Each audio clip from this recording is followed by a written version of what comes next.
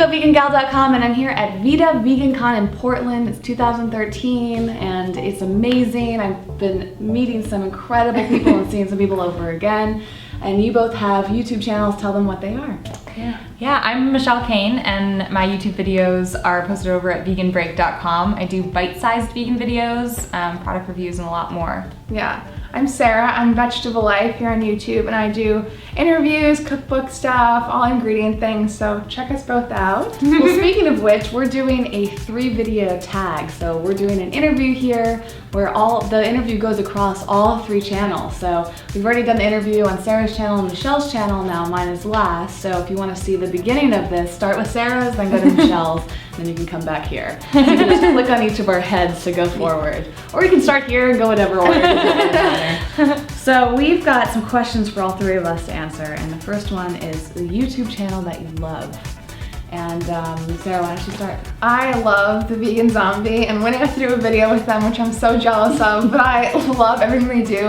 Zombies are so in right now, and I think all their channel and all their videos are so amazing. With all the food is absolutely so tasty and delicious, so definitely check them out. They're one of my definitely YouTube idols. Yeah, it's great to see YouTube videos on the vegan subject that are so entertaining and funny and hilarious at the same time. Yeah. For mine, I'd have to say Veggitorials, which is kind of an up-and-coming YouTube video blogger, and she does recipes that are just phenomenally done. I think she has a film background, and she's putting so much time and effort into making the videos really high quality and really beautiful, and laying out her recipes step by step. So definitely check out Veggitorials. She's amazing. All of them amazing. Yeah. And mine would be Jason Rebel's channel. He's doing incredible recipe videos. All of these guys are doing recipe videos. Is that why we love them so much? I don't know, but they're all just got great personalities, great camera presence.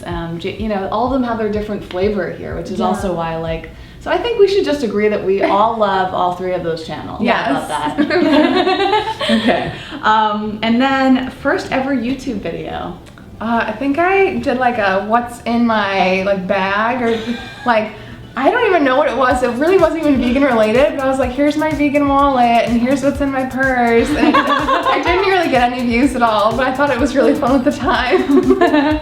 Awesome. Yeah, my first one was about 4 years ago, and I was planning on starting a whole video series, so it was kind of an introduction to my website and to my video blogs, and I talked about what I would be blogging about. And 4 years later, it's a lot different now what I talk about, but yeah, that was it. Mine was a video restaurant review at this place, Madeleine Bistro in Los Angeles, and I did it with my sister, and I had no idea I was going to have a whole YouTube career. I mean, it was just like, let's do this for fun. I like to make movies, and here we are. So it was super awkward. We have to watch. We should link all of the videos here, just so like people can see how awkward we were back in the day. Yeah, totally. It's like one of those things that you almost want to take down because you're so embarrassed of, but it's like, no, it's just okay, how about favorite veg-friendly city? Well, I live in Chicago, so I should say that one, but since coming to Portland, it is honestly so veg-friendly. If you're gluten-free, soy-free, sugar-free, you can find anything for you, which I think is really just convenient. So definitely Portland, because I've never been here. It's my first time, and I really like it. Yeah, I know Portland is just amazing with like Herbivore Clothing Company and a whole vegan mini mall. But I live in Oakland, and I'm gonna have to represent. We have a ton of completely vegan restaurants in Oakland, and you wouldn't really think. Like, I grew up in Oakland and never would have thought it would have been a super vegan friendly city. But I guess bordered by San Francisco and Berkeley, it's just amazing. So you guys should all come. Yeah, I lived in San Francisco and barely ever went to Oakland. Yeah. I feel like I'm missing out. Yeah. You know, I think I have to say New York City, because they actually have the most vegan restaurants of any big city. Yeah. But it's really hard to choose. You know, San Francisco has some of my favorite restaurants in the world that I've been to so far. So, but yeah, I'd say New York, because every time I go there, it's like overwhelmed with the possibilities, and I feel like I really have to live there in order to experience everything. Yeah. Well, and you've been everywhere, so I'm sure it's even harder for you. Like your trip around like the U.S. back home. Yeah. So jealous of all your videos. Hey, anybody can do it. Yeah. Just drive home from Portland to Chicago. There you go. Okay, how about secret guilty pleasure as the last question here? Probably like vegan Oreos. Like I'll stay up late and just like probably share like maybe a whole box on myself. It's really shameful, but I'll do it sometimes and just be like, after a rough day, Those Oreos look delicious. Yeah, it's interesting that there's so many products that you would never think are vegan and just happen to be, but sadly they're usually the least healthy ones. My secret guilty pleasure is probably late night vegan grilled cheese sandwiches. Ever since Day of Cheese came out, yeah, I have the bad boyfriend influence. But I try and avoid that as much as possible. Anytime I feel tempted, I just go and watch Whitney's videos and get some healthy inspiration. I have my guilty pleasures too. I just don't post videos of them all the time. I know, so let's hear it. Okay, well, it's so hard because it changes, honestly, but the recent one has been eat pastry cookie dough. Oh my God. First of all, I love them as people. And their doughs are just amazing. They have a gluten-free one, but it's just all the sugar and stuff like that I try to avoid typically. But the other day, I ate a whole tub in like less than 12 hours. I didn't even bake them. I'm just like scooping it in. It's so those You're things supporting a good vegan company. And there's actually a really good discussion here at Vida Vegan Con. People have been talking a lot about body image here, and somebody brought up that we shouldn't really feel bad about our guilty pleasures because it's associating it with the fact that we should feel bad about how our bodies look or feel or something like that. And I feel like if you're gonna do something, embrace it, enjoy it. And if you don't make it about guilt. Don't be like, oh, I shouldn't be eating this. Like, eat it, enjoy it, and then make some different decisions the next day, and make sure that you're exercising and balancing it all out.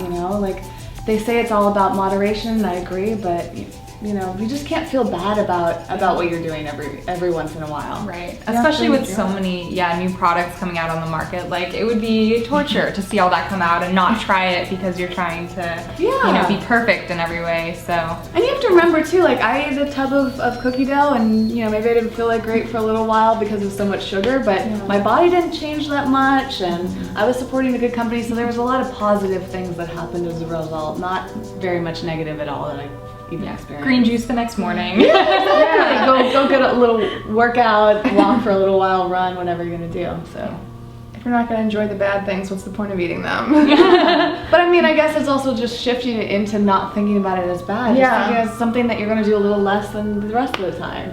I like that philosophy. That's a huge thing I learned from this conference. Actually, before we end this, since this is the last video, what is the best thing that you've learned from the conference?